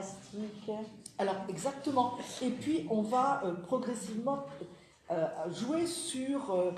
on va mettre à l'épreuve, voilà, on va mettre à l'épreuve chacun, avec cette idéologie qu'on est en temps de guerre économique, parce qu'arrive, excusez-moi, je suis allée un peu vite dans les années 70, mais 80, la globalisation, la mondialisation, la crise économique, et donc les modifications des règles du jeu de la concurrence. On dit maintenant ce qui est important, c'est la qualité, la réactivité, l'inventivité. Donc nous, ce qu'on veut, sont des salariés qui soient inventifs, créatifs, qui acceptent de se remettre en question, qui acceptent de prendre des risques, qui se remettent en cause eux-mêmes, hein, et qui aiment le changement, etc. Et puis on va produire des chartes éthiques, et des codes déontologiques, des règles de vie. Un salarié vertueux, il va être défini. C'est celui qui est flexible, mobile, disponible, qui accepte effectivement de se remettre en question et qui ne vise que l'excellence. Et qui donc, pour résumer, cette capacité de prendre des risques, qui accepte de sortir de sa zone de confort. Voilà. Il faut sortir de sa zone de confort pour grandir. Voilà. Donc on est bien dans une dimension psychologisante où chacun, grâce à sa hiérarchie, grâce à sa direction, par le fait qu'on va lui fixer des objectifs de plus en plus exigeants et qu'on va lui mettre la barre de plus en plus haute, va pouvoir sortir de sa zone de sécurité, se sentir en danger et va pouvoir grandir et progresser, devenir quelqu'un de fort, d'important, plus fort que ses collègues, plus fort que les clients, plus fort que... Ça. Mais, donc, on est dans la dimension narcissique. Bon, de satisfaction, alors là je ne vais pas aller trop parce qu'il y a des psys dans la salle et que je ne suis pas psy, mais ça titille un peu à l'idéal du moi. On veut se donner le sentiment qu'on devient de plus en plus merveilleux, voilà, qu'on se fascine soi-même, on atteint l'idéal de ce que l'on essayait d'atteindre. Et ça, c'est une version moderne, enfin, c'est la version moderne du management, où chacun est pris isolément et titillé dans ses dimensions les plus affectives, les plus émotionnelles, parce qu'on entend parler de gestion des émotions, de management des affects, on n'entend que ça, hein, l'intelligence émotionnelle, on est sur ce registre-là, on n'est pas sur le registre professionnel, on n'est pas sur le registre de montre-nous tes connaissances, ta formation. Maintenant, la formation, bon, c'est pas ça, le diplôme, la formation, bon, c'est un truc basique. Mais à partir de là, on va choisir les gens en fonction de leur réactivité émotionnelle. Et comme vous le disiez, il y a une époque où on proposait aux gens dans les années 80, fin 80, début 90, de sauter à l'élastique, de sauter en parachute, de courir le marathon, de marcher sur le feu, mais montrer qui vous êtes. Allez, le travail, il faut mettre ses tripes sur la table quand même, c'est pas rien. Le travail, c'est quelque chose, c'est une épreuve solitaire maintenant. Et montrer qui vous êtes, montrer que vous méritez votre place, on veut vraiment par exemple, le slogan de Orange maintenant, c'était le salarié unique. Et Orange, le digital humain. Alors, on est dans la surhumanisation et dans l'unicité, non, la singularité extrême des salariés. Moi, je me souviens, il y avait Stéphane Richard, qui est le PDG de France Télécom, il est là, il dit, c'est le salarié unique. Et je dis, ah bon, vous en gardez plus qu'un? Et voilà, mais vous ne comprenez rien. Voilà, c'est quand même ahurissant qu'un manager puisse dire ça. Chaque salarié est unique. C'est quand même, mais c'est problématique. Enfin, moi, je trouve, surtout d'un point de vue sociologique. Qu'est-ce que le travail? Sinon, se sentir en situation d'interdépendance avec la société. Hein, on produit pour les autres. On ne produit pas pour soi. On ne va pas consommer ce qu'on produit. On est là pour les autres. Et on travaille avec les autres. Et donc, c'est en termes de communauté, c'est en termes de socialisation, c'est en termes... oui, c'est ça, qu'on doit concevoir le travail. C'est un cordon ombilical qui vous relie aux autres en permanence. Donc ce sentiment chacun est unique et chacun doit se bonifier, grandir, être extraordinaire, merveilleux et digne de toute notre attention, nous étonner, etc., ça n'a pas de sens par rapport à la vraie question qui est le travail bien fait quand même. Bon, on l'évoque pas. Donc c'est le courage, la force de caractère, l'intelligence émotionnelle, la capacité réactive, le fait de comprendre et d'anticiper ce qu'on veut de vous, voilà, ce qu'on attend de vous. Proactif. C'est ça, c'est proactif. Il faut anticiper, oui. C'est dans ces années-là qu'on a perdu ces formes de soutien social. Ah ben complètement. Ben, il y a, la désyndicalisation, oui. Des formes de représentation du personnel, de défense de droit, on a perdu le soutien social. Mais personne ne s'identifie aux autres. On n'a pas le sentiment de partager le destin commun avec les autres. On est en singularité. Chacun est unique. Donc on a des problèmes uniques qu'on ne peut résoudre que de façon unique. Eh ben oui, et donc le syndicat... et si on n'y arrive pas, on est seul responsable. Alors si on n'y arrive pas, c'est qu'on est nul, c'est qu'on est mauvais, c'est qu'on n'a pas sa place dans le monde du travail. En tout cas, pas dans l'entreprise qui est une bonne entreprise, etc. etc. Donc c'est vraiment... c'est cette idée de chacun doit... Alors, ce qui est très intéressant, c'est que chacun doit se révéler à lui-même en épousant la cause de l'entreprise, c'est-à-dire en étant très performant, très efficace, selon les critères d'efficacité, de performance, de rentabilité, de qualité, définis en dehors, mais oui, mais en dehors des individus au travail. Voilà, donc chacun doit s'éclater en étant le meilleur dans l'application des consignes, des prescriptions, des procédures, des protocoles, des bonnes pratiques décidées indépendamment de chacun. C'est ça. Il faut se révéler ingénieux, intelligent en mettant en œuvre de façon opérationnelle, adaptée et ajustée à chaque fois aux situations de travail qui peuvent être fluctuantes, donc en ajustant ce qui a été décidé par ailleurs, et maintenant de plus en plus par des consultants de cabinets internationaux qui sont à des années-lumière de la réalité concrète du travail que vous réalisez là où vous êtes. Et on leur demande d'être à des années-lumière de la réalité concrète du travail que vous effectuez, parce que c'est le principe même, par exemple, du benchmarking. Ce qui marche là doit marcher ici. Il n'y a aucune raison. Donc on va chercher en permanence les meilleures pratiques, procédures, protocoles pour les adapter, et on les renouvelle sans arrêt.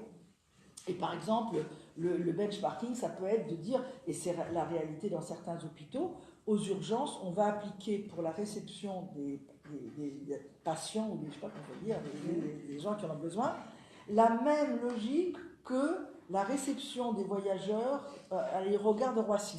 Voilà, vous avez le même état d'esprit. Vous arrivez à Roissy pour partir en vacances ou pour aller en voyage d'affaires dans le même état que quand vous arrivez aux urgences désespérés. Non, mais il y aura les mêmes protocoles, il y aura la même logique de réception, parce que c'est ça, les bonnes pratiques. Donc, c'est cette idée, il n'y a pas de raison que ça ne marche pas. Ça a fait ses preuves. Ça a fait ses preuves là, ça la fera ici. Donc, ce sont des consignes, des protocoles, des procédures abstraites, mais qu'il faut concrétiser. Et l'intelligence, à la fois cognitive, émotionnelle, etc., consistera à rendre opérationnels ces procédures, ces protocoles qui ont été décidés indépendamment de vous et indépendamment de votre métier et de votre... Alors ça, c'est une redéfinition du travail bien fait.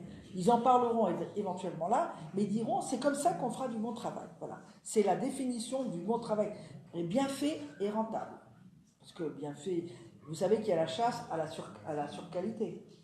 Dans certaines entreprises, il y a une chasse, on dit aux gens, ne vous faites pas plaisir en faisant trop bien. Ça nous coûte de l'argent, c'est du gâchis.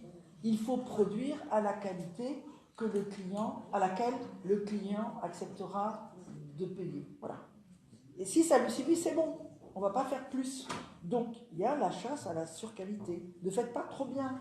N'inventez surtout pas des lampes qui durent 50 ans. Non, non, non. Si le client achète une lampe qui dure, non, c'est parfait, parce qu'après, il faudra la renouveler. Et on sait très bien qu'on peut faire des trucs qui durent plus longtemps. On le sait pour tous les trucs ménagers. Hein. Bon, il n'y a aucun problème. Mais non, vous produisez comme on vous le dit, etc. Et ça met... Et puis, vous vendez les produits qu'on vous dit de vendre. Hein. Même si c'est à des gens pour lesquels ce n'est pas nécessairement adapté, c'est un travail bien fait, tout dépend de comment on le définit. Le travail bien fait, c'est celui qui est fait selon les procédures et qui est rentable, c'est-à-dire qui est fait dans les temps et selon les procédures. Prescrit, mais absolument, absolument, c'est ça le travail bien fait. Le sens du travail, par exemple, sur les téléplateaux, on en parle beaucoup, les gens, ou même dans les banques, les gens, ils vont vendre n'importe quoi, n'importe qui, indépendamment des besoins. Moi, j'ai assisté, une fois, j'étais dans un plateau de France Télécom, où il y avait d'ailleurs des fonctionnaires et des jeunes contractuels, et puis il y avait le côté allez montrer qui vous êtes le meilleur, on va faire la compétition entre ceux qui arrivent à caser le plus de services, eux ils vont avoir des cadeaux, alors ça peut aller loin. Là c'était pas le cas, mais j'ai vu des trucs. Par exemple un cadeau pendant la Coupe du Monde de football, c'était de arrêter de travailler et aller tirer au but, parce qu'il y avait un but qui avait été mis au fond de la salle. On peut tirer au but pour se défouler, et après on mettra combien de buts on a mis, etc. Bon, bref. Et il y avait un jeune homme qui était là, et moi je l'entendais, il disait à une dame, oui, alors vous n'arrivez pas à payer votre facture. Bon, écoutez, je vais voir ce que je peux... Alors qu'il y a une procédure qui dit on peut rajouter un délai supplémentaire aux gens qui n'arrivent pas, si c'est la première fois qu'ils ne payent pas, c'est prévu. Je vais voir ce que moi je peux faire pour vous, montrant qu'il allait lui, prendre sur lui d'accorder à la dame un délai supplémentaire. Alors, vous me soulagez tellement. Elle dit oui, madame, je sais, mais alors du coup, vous allez me prendre ce service Internet. Et alors elle dit, c'est quoi Internet? Elle dit, madame, j'ai entendu, c'est pour un ordinateur, vous savez. J'ai pas d'ordinateur, monsieur. Pas grave. C'est le jour où vous aurez mais vraiment, le jour où vous aurez un ordinateur, vous aurez la possibilité sur Internet d'avoir ce service qui vous coûte, alors c'est 5 € par mois. Vous pouvez payer 5 € par mois, madame. Là, je vous ai... Bah oui. Et bon. Et donc, il casse son truc et il fait, yeah! Et j'ai vu la femme, non, mais c'est vrai, la femme qui était à côté qui me regarde, les yeux, les larmes au bord des yeux. Vous voyez ce qu'il nous oblige à faire, madame. Vous voyez. Voilà. C'est le travail bien fait, du point de vue de l'entreprise. Ben c'est le travail, parce qu'ils ont à vendre un certain nombre de services dans des temps. Il l'a fait. Et d'autres qui disent, alors ça c'est le truc que les collègues ont fait, que dans les banques, ils vont vendre des emprunts à des gens qui n'en ont vraiment pas besoin, ça va les mettre dans des situations extrêmement difficiles. Bien sûr, acheter des appartements, ou prendre des emprunts.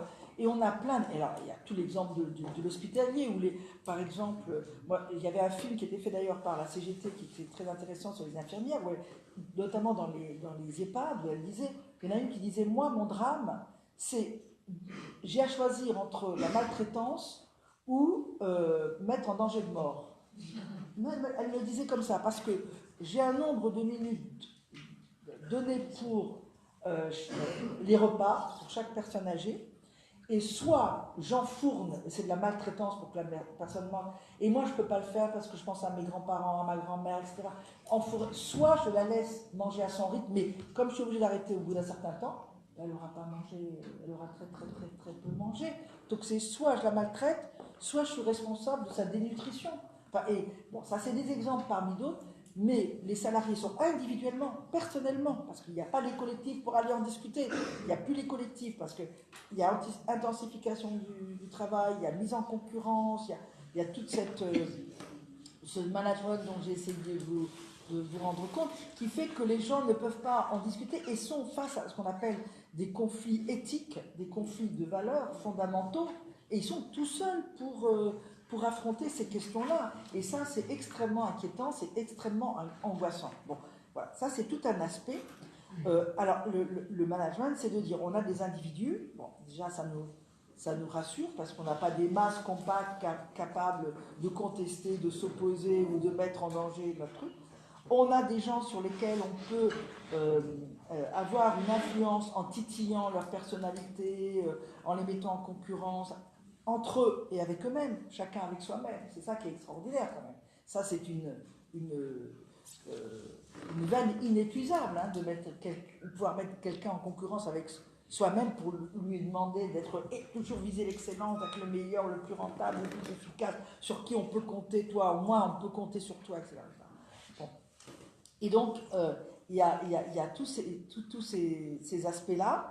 Je ne sais plus dans sur quoi j'étais partie. Excusez-moi. Attendez. Les conflits éthiques. Les valeurs et les conflits éthiques. Oui, alors chacun individuellement est confronté à cette difficulté par rapport à des procédures, des bonnes pratiques qui lui sont imposées. Chacun doit résoudre ce problème lui-même. Et alors aussi, ce qui est très très important, c'est que chacun est saisi en tant que personne humaine et non pas en tant que par le management, je veux dire, et non pas en tant que professionnel, justement. Donc, c'est pour ça que la notion du travail bien fait, elle est évacuée, parce que ce qui est au cœur du management, c'est de gérer et d'organiser le travail donné à des humains et non pas à des professionnels. Parce que le problème, c'est toujours ce que Taylor avait identifié, le savoir, c'est du pouvoir. Donc, si on laisse les professionnels être les détenteurs de leur savoir, ils vont avoir légitimement le droit de dire ben non, c'est pas comme ça qu'on doit faire. On n'a pas le droit, et de pouvoir de cette façon-là résoudre les questions éthiques, en disant mais non, ça n'est pas normal. Par rapport aux règles de métier, c'est quelque chose qui n'est pas moral, qui n'est pas normal, ça ne relève pas de nos compétences, on ne devrait pas avoir à faire ce genre de travail. Donc la professionnalité, c'est un rôle qui vous permet de mettre un peu à distance la domination managériale pour pouvoir opposer un autre point de vue que celui qui est unilatéralement imposé par la direction et par l'employeur. Donc tout le management, et c'est là où on reste dans la continuité par rapport à Taylor, parce que tout ce que je viens de décrire, c'est en opposition à Taylor, parce que Taylor voulait que tout se déroule indépendamment de l'état d'esprit, des bonnes ou mauvaises volontés, des états d'âme des salariés, et là on est purement dans la manipulation des états d'âme. Hein. Donc il y a une rupture, encore que pas si importante que ça, parce que manipuler des états d'âme ou les annuler, ça revient un peu au même. Ça revient un peu au même. Parce que c'est nier les véritables états d'âme et les véritables états d'esprit que de vouloir les transformer, les manipuler. Mais donc, on n'est plus dans cet aspect-là, mais on reste, pas exactement le même que Taylor, mais on reste dans la même logique qui est de vouloir faire éclater la professionnalité des salariés et de considérer que la professionnalité des salariés, c'est un danger, c'est une menace en permanence pour les managers, parce que ça pourrait donner le sentiment aux salariés qu'ils ont la légitimité à négocier leur mission, à négocier les moyens qui sont mis en place pour y arriver. Et tout le problème, c'est... J'arrive à la fin. On peut le laisser, il reste un quart d'heure. D'accord. Ah merde. Ça Alors attendez, je vais accélérer. Alors attendez, alors 5 minutes, je vais accélérer. Excusez-moi. Non mais c'est dommage, je ne me suis pas rendu compte. Moi j'ai une montre.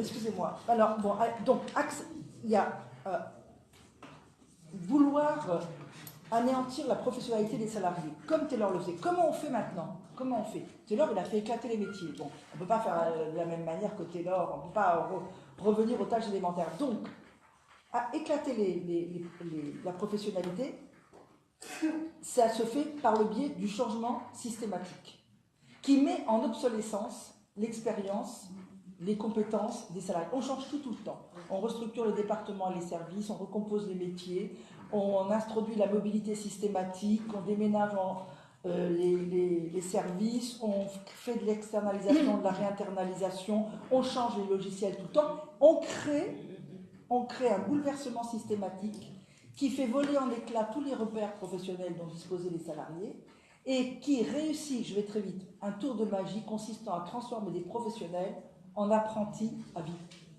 Parce que quand tout change tout le temps, vous avez il n'y a plus aucune certitude, il faut regagner à chaque fois une compréhension et une maîtrise du contenu et de l'environnement de travail. Et ça, c'est comme un travail de Sisyphe. Il faut se donner énormément d'efforts pour essayer de comprendre de se repositionner, de maîtriser le logiciel, de savoir qui sont les interlocuteurs, qu'est-ce qu'on doit faire, comment on doit le faire, etc. Tout en sachant que dans 2 ou 3 ans, tout sera à nouveau mis à plat. Et ça, c'est une partie du burn-out. Il est là, la partie du burn-out. C'est que tout le temps, on est des apprentis à vie. Tout est tout le temps remis en question.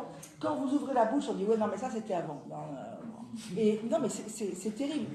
Et la deuxième partie, et ça, c'est une partie du burn-out, la deuxième partie du burn-out, c'est l'effondrement de l'image de soi. Parce qu'on ne peut plus avoir confiance en soi-même. Quand tout bouge tout le temps, quand tout vacille tout le temps, quand on n'a plus de repères, quand on n'a plus de collègues, quand on n'a plus de réseau, eh bien, on n'a plus confiance en soi, on n'a plus confiance aux autres, on n'a plus confiance en personne.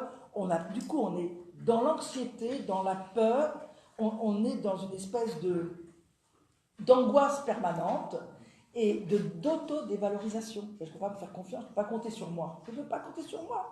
Je ne peux pas compter sur mon expérience, mon savoir, rien. Bon. Et donc, le burn-out, c'est ça. C'est à la fois l'épuisement, plus l'effondrement de l'image personnelle et une espèce de dévalorisation de soi. C'est plus qu'une dépression. C'est beaucoup plus qu'une dépression. De toute façon, j'y arriverai. Je peux tenir un certain temps, mais après, j'y arriverai pas. De toute façon. Donc, ça ne sert à rien. Et je peux pas. Et si je me repose 1 an, 2 ans, ça ne changera rien. Parce que si je retourne, je sais que ça va recommencer. Voilà. Je sais que ça va recommencer.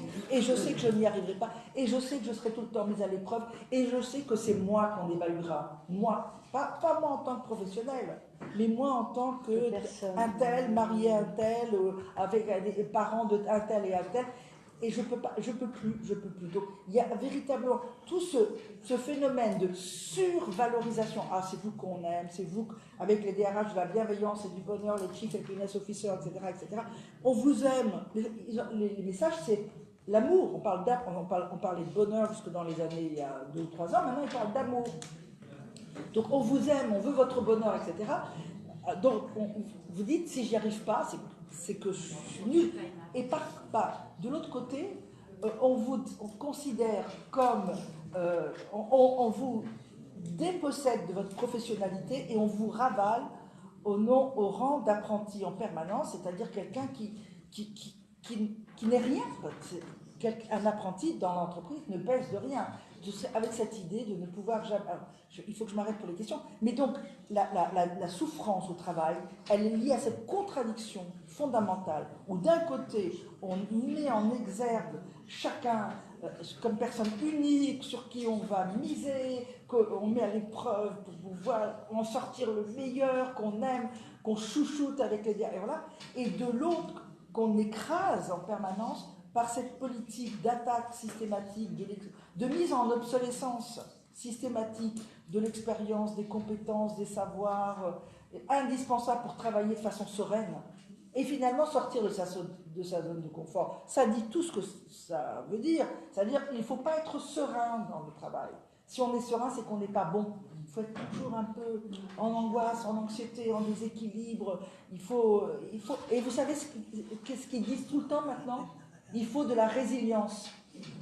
Il faut de la résilience. Ça veut dire que c'est normal que vous souffrez. Si vous souffrez, c'est bon, parce que vous allez en tirer quelque chose de fondamental, de la résilience qui va vous rendre encore meilleur. Donc, vous devriez être content de souffrir. Vous devriez être content. Et tout ça, et c'est vraiment... ça n'est possible que parce qu'il y a une clause fondamentale dans le cadre du salariat qu'il faut absolument remettre en cause. Parce que sinon, rien ne changera et vous continuerez à avoir vos 200 et 300 consultations par mois. C'est la clause de subordination qui fait que vous n'avez le droit de rien dire dans le travail et que le harcèlement est possible et que les pressions, le stress est tout à fait rendu possible parce qu'il y a cette clause que vous devez obéissance à votre hiérarchie qui peut vous employer de la manière qu'elle souhaite, qu'elle veut et qu'elle a décidé. Et là, il y a un véritable problème, j'arrive vraiment là-dessus, c'est que d'un côté, il y a une imagination, une intelligence managériale extraordinaire.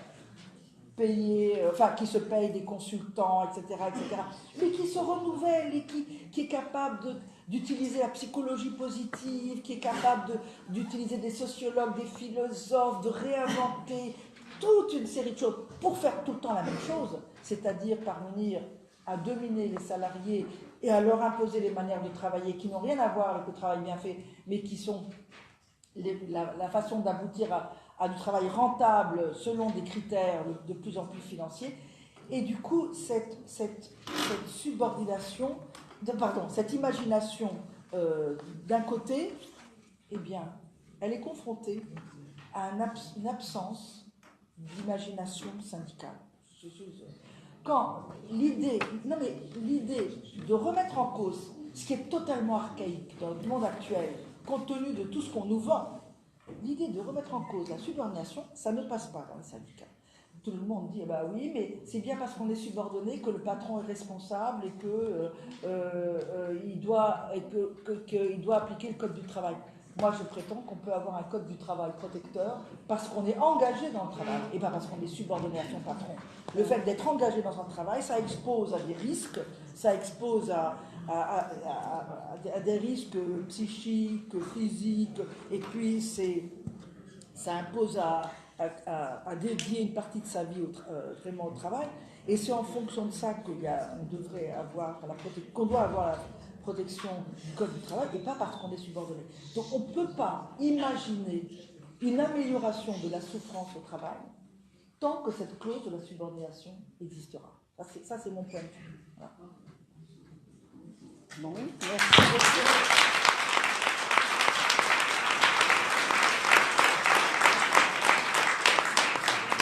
Je suis désolée, mais vraiment désolée d'avoir réduit le temps du débat, je m'en rendais pas compte. On a encore quelques minutes pour des questions.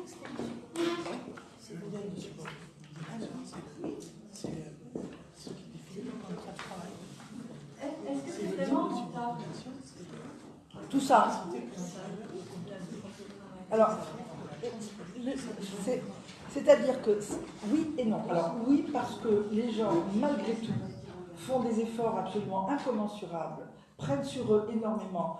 Par exemple, consomment des substances illicites, les addictologues sont affolés par ce qui se passe désormais, développent des efforts énormes pour essayer de se maintenir à niveau et d'y arriver au coût d'efforts énormes et de sacrifices par rapport au temps libre, à la vie familiale, à la vie domestique, etc. etc.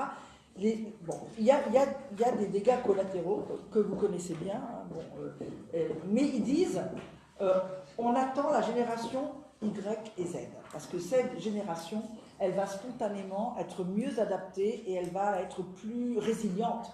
Elle va être capable de mieux faire avec les défis qu'on leur donne, c'est-à-dire de changer tout le temps, d'aimer l'aventure, d'aimer de se dépasser soi-même, de dépasser ses limites. Ça leur plaît. Et après, il faudra renouveler. Ce qu'ils appellent maintenant, c'est les talents. Ceux qui ont les talents, c'est ceux qui peuvent faire tout ça, qui ont la résilience, qui ont la capacité de retomber sur leurs pieds malgré tous les efforts qu'on leur demande, etc. etc. Donc, ils ont cette conscience qu'il y a un gâchis, notamment d'expérience, de savoir, de compétences, mais ils disent, voilà, pour l'instant ça passe, et il faut tenir avec cette génération de quinquagénaires, quadragénaires, sexagénaires, mais après ça ira beaucoup mieux. Et d'ailleurs, ils les virent assez facilement, les sexagénaires et quinquagénaires. Oui, mais la souffrance au travail, ça touche aussi les trentenaires. Mais oui, ça ils n'ont pas encore intégré. Ils ont intégré une chose, c'est que les trentenaires ont tendance à se défiler. Et ils disent, c'est pour ça qu'ils tournent énormément autour des questions, comment recruter et fidéliser les jeunes talents. Ça, c'est leur obsession. Mais ils trouveront parce qu'ils ont un imaginaire extraordinaire. Sous quel angle en priorité? Attendez, il y avait une question au fond.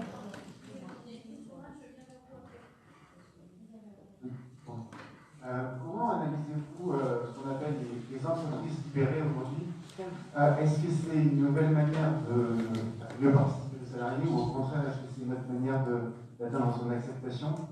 Alors, les entreprises libérées, moi, normalement, je l'avais inclus dans mon propos, mais j'ai pas, j'étais trop long sur ça. Les entreprises libérées, on peut considérer que c'est une troisième phase qui récupère, parce qu'il y a toujours cette capacité de récupération. La deuxième phase dit on a compris quelles sont vos aspirations fondamentales, et donc on met en place tout ça. La troisième phase, c'est les entreprises libérées, et les patrons des entreprises libérées, comme leurs consultants, ils font une critique du management moderne 2 fois pire que ce que je fais, 2 fois plus violente que celle que je fais.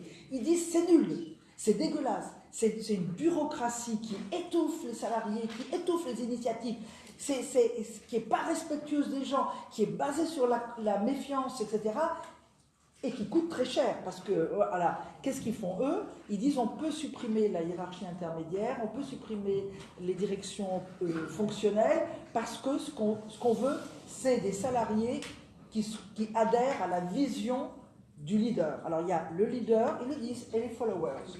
Le leader, il a une vision et qui se décline sur les manières de faire, les manières de travailler, etc. Et l'entreprise libérée ne se fait qu'avec les gens qui acceptent, qui s'engagent à accepter et à se transformer en followers et qui vont se faire les relais inconditionnels de la vision de l'entreprise. Et donc, ils vont se transformer en équipes autonomes qui vont élire leur leader avec des fois l'accord d'une hiérarchie qui est énormément allégée et qui, en plus de leurs tâches habituelles, vont avoir les tâches de DRH, ils vont recruter leurs collègues, mais selon des prescriptions qui vont leur être imposées. Ils vont faire un boulot de commercial, il n'y aura plus de direction du commerce, ils vont avoir les relations directes avec le client, et puis il n'y aura plus de direction financière parce qu'eux-mêmes vont gérer leur petit budget. Tâche facile, qui on augmente, combien, etc. C'est à nous de décider entre nous. Voilà. Et donc, on arrive à des situations, alors déjà ridiculement, ridicule parce qu'ils disent, nous les patrons, on les libère de toute façon. Parce que ceux qui ne sont pas d'accord, on les libère, ils partent, ils sont libérés. Et les autres, on les libère parce qu'ils font absolument, ils sont autonomes dans le cadre de la vision de leur leader, mais du coup, les premières enquêtes, il y a très peu d'enquêtes parce qu'ils ne sont pas très tolérants de ce point de vue-là, montrent qu'il y a une surcharge de travail absolument incroyable parce qu'ils font leur boulot plus le boulot de la hiérarchie intermédiaire et de direction fonctionnelle. Et le truc, c'est qu'il faut savoir s'auto-manager, s'auto-discipliner, s'auto-gérer et un autre truc, etc. Donc, c'est, à mon avis, la troisième phase qui reste toujours, mais on ne change pas les logiques tayloriennes par ailleurs. C'est la troisième phase à laquelle on assiste, à mon avis, et on voit les capacités c'est comme le phénix qui renaît de ses cendres. À chaque fois, le management invente des nouvelles manières sur la critique du management précédent. Ça, c'est vraiment, on vous comprend, mais ne serait-ce que cette idée qu'un leader arrive, un patron dit je vais vous libérer. Déjà, il y a de quoi avoir un petit peu de suspicion et c'est très efficace de leur point de vue parce que il y a un patron qui s'appelle Alexandre, je sais plus machin là, Roger Alexandre, lui il dit c'est formidable, tout s'est organisé formidablement. Moi j'ai pu réaliser mon rêve, je voulais partir 1 an avec ma famille, faire le tour du monde en voilier. Je suis revenu, l'entreprise est encore plus prospère, évidemment. Tous les gens, ils bossent comme des dingues, ils se démènent. Alors après, quand on parle salaire, c'est autre chose. Parce que, par exemple, dans le livre de Gates, qui est le gourou des entreprises libérées, il dit, il y a un moment où il dit, dans telle entreprise, ils sont formidables, ils ont fait ça. Alors, il y a un seul truc où on peut être licencié, c'est quand on aborde la question des salaires. Bon. Et il se trouve que j'ai de quoi tomber par terre. Et parce qu'on peut être licencié. Et il se trouve que j'étais dans un tout petit groupe de réflexion, où on était 5 ou 6 et il y avait Isaac Gates, et je me dis, votre livre très intéressant, ça. Je me suis juste posé la question, comment on pouvait expliquer ça et il me regarde et il me dit, non, il regarde tout le monde, il me dit, je suis tombée dans un piège. J'ai dit, non, vous avez écrit ça, je vous demande si, enfin, moi, ça m'a paru curieux, si, ah non, mais je suis tombée dans un piège. J'ai dit, non, rassurez-vous, je suis là vraiment pour comprendre. Alors, il me dit, bon, si vous voulez vraiment comprendre, cette entreprise a jugé que les salariés n'étaient pas assez mûrs pour comprendre les différences de salaire entre eux. Donc, oui. Et donc, si vous abordez cette question-là, vous pouvez être licencié. Une entreprise libérée, c'est formidable. Et le système des scopes alors? Alors, les scopes, c'est compliqué parce qu'il y a des scopes qui essayent d'innover vraiment. En général, c'est quand elles ont une niche. C'est-à-dire qu'elles ne sont pas en concurrence avec d'autres entreprises. Mais sinon, malheureusement, souvent, elles reprennent les méthodes managériales et organisationnelles en termes de travail qui sont celles de leurs concurrents. Et il faut savoir que dans le contrat de travail, dans une scope, il y a la clause de subordination. Ce qui, à mon avis, montre qu'ils n'ont pas été assez loin dans la question du travail. Il y a effectivement pas des actionnaires, oh, c'est un autre nom. Non, des sociétaires. Voilà. Ils ont des sociétaires, donc ils repensent un petit peu du point de vue de l'entreprise, ses fondements financiers, mais du point de vue de l'organisation et du management, ils ne vont pas très loin. Ils vont pas très loin. Parce que la clause de subordination, elle existe. Et moi, j'ai travaillé comme ça, à titre d'observation participante, il y a longtemps, dans la plus grosse coopérative ouvrière de production, qui était l'AOIP, qui a malheureusement disparu depuis, qui faisait les téléphones. Et pour tout vous dire en 2 mots, j'étais assis sur la chaîne, il y avait une chaîne de montage, on pointait, il y avait une ouvrière là, une ouvrière. Au bout de quelques jours, je dis, je commence mon enquête. Je fais, ça vous fait quoi de travailler dans une scope? Et j'entends, une quoi? C'était les intérimaires. Et elle n'avait vu aucune différence. Ma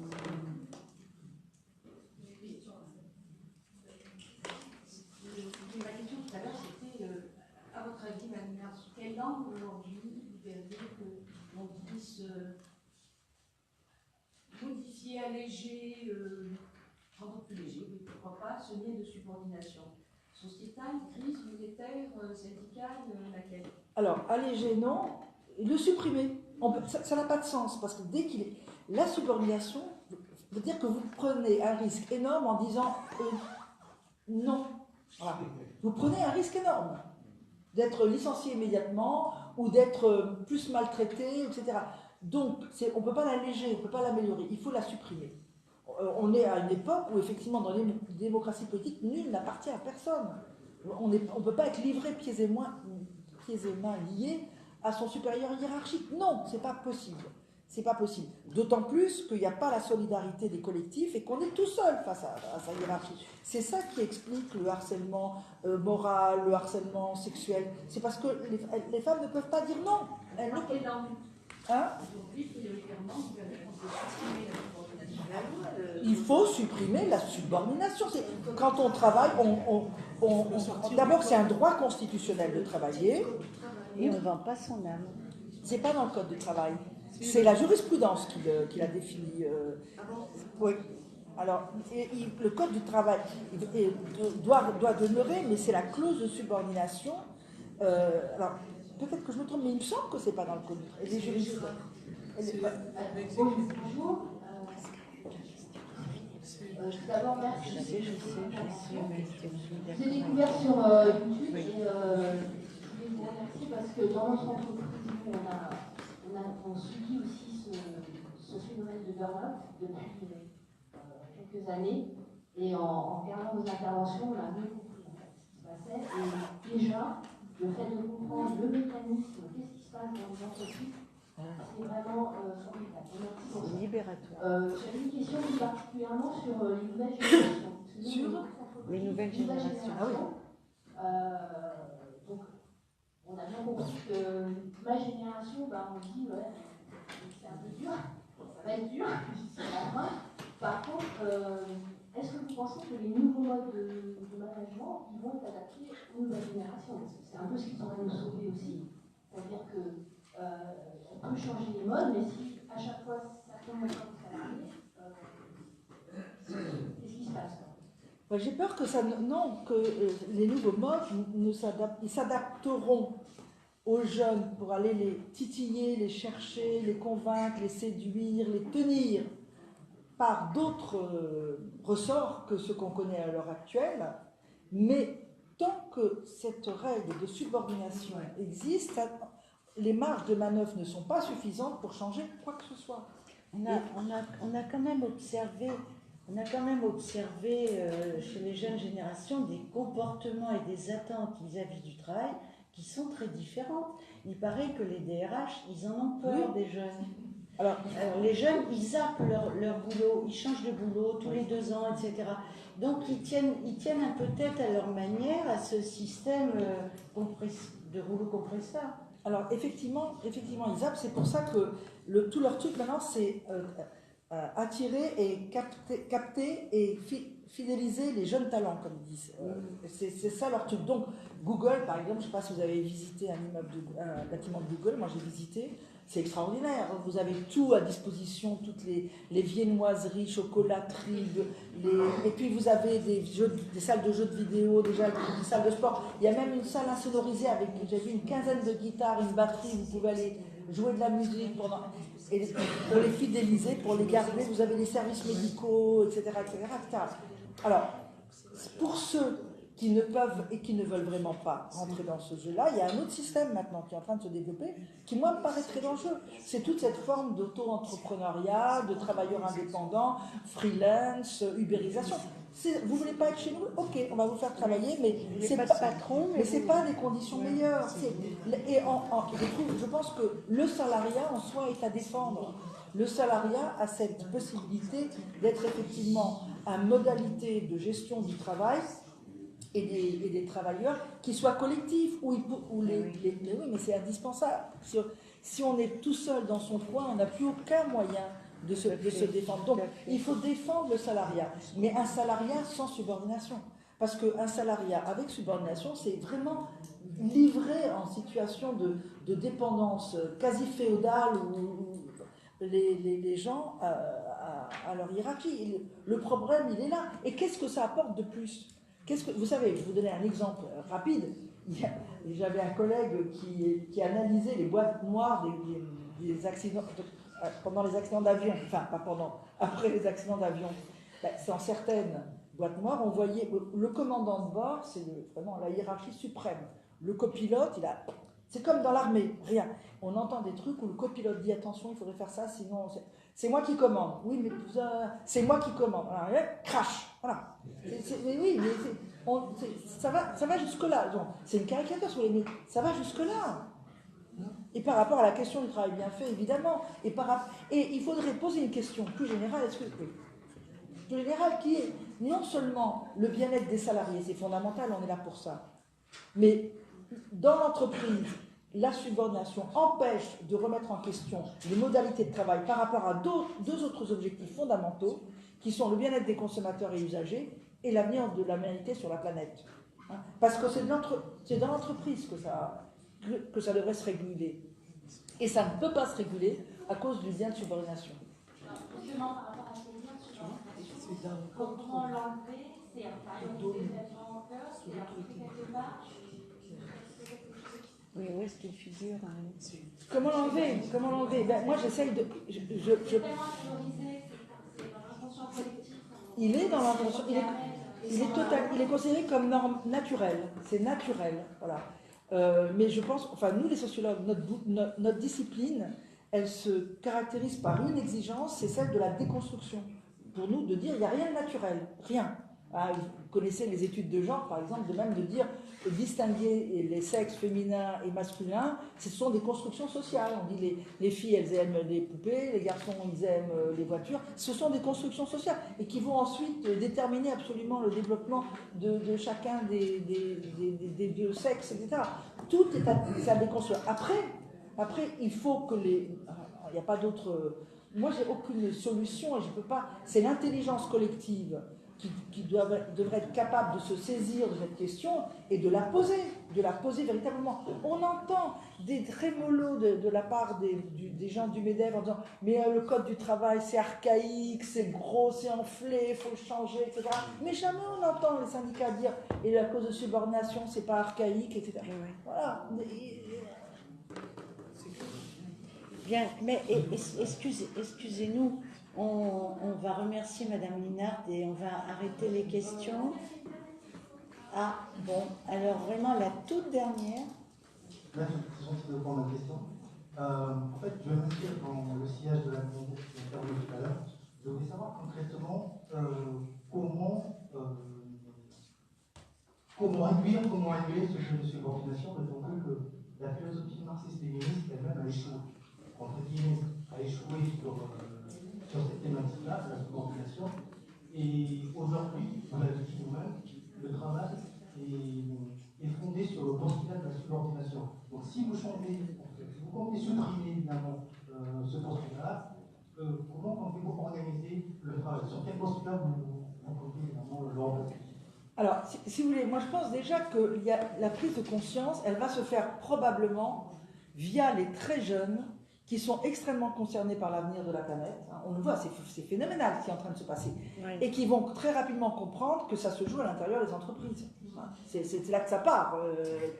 À 80%, c'est de là que ça part. Donc, c'est peut-être eux qui vont poser la question. Et sinon, quel type, par quoi on peut la remplacer? Je pense que c'est par des liens de nature, de l'engagement réciproque.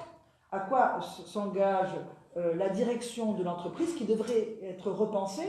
La direction devrait pouvoir relayer les préoccupations et les intérêts des consommateurs, des usagers, les préoccupations écologiques aussi, et puis les intérêts des salariés et des dirigeants. Bon, c'est ça que ça devrait être. Et on devrait pouvoir, à ce moment-là, considérer qu'il y a des engagements réciproques. Moi, par exemple, j'arrive, je dis, je veux travailler dans cette entreprise, je m'engage à y travailler 10, 15 ans, 20 ans, voilà, au moins. Je vais venir tous les jours, c'est pas rien, à 8 h du matin. Je ferai mon boulot jusqu'à telle heure, c'est pas rien. Mais dans ce cadre-là, je veux pouvoir, avec mes collègues, effectivement, discuter des modalités d'organisation du travail, des missions qu'on nous confie, des moyens qui sont mis à notre disposition, de la manière dont il faut changer les choses et les adapter à l'environnement, les changer, mais faire des bilans ensuite pour voir ce qui s'est amélioré, ce qui s'est détérioré, comment est-ce qu'on intervient, etc. Repenser le travail en termes d'engagement réciproque. Parce qu'il y a une chose qu'on oublie, mais qui montre bien la réalité des faits, c'est que le MEDEF s'appelait auparavant le CNPF, c'est-à-dire que le Conseil national du patronat français, en 1999, il est devenu le mouvement des entreprises de France. Ça vous fait peut-être aucun effet, c'est-à-dire que le patronat est devenu les entreprises. Oui, l'identification du patronat aux entreprises, c'est quand même carrément problématique, parce que les entreprises sont constituées par les salariés et pas simplement la direction. Et par contre, mais MEDEF, tout le monde a trouvé ça normal. Moi je déconstruis, je le dis à chaque fois, c'est pas normal qu'on identifie les entreprises à la direction.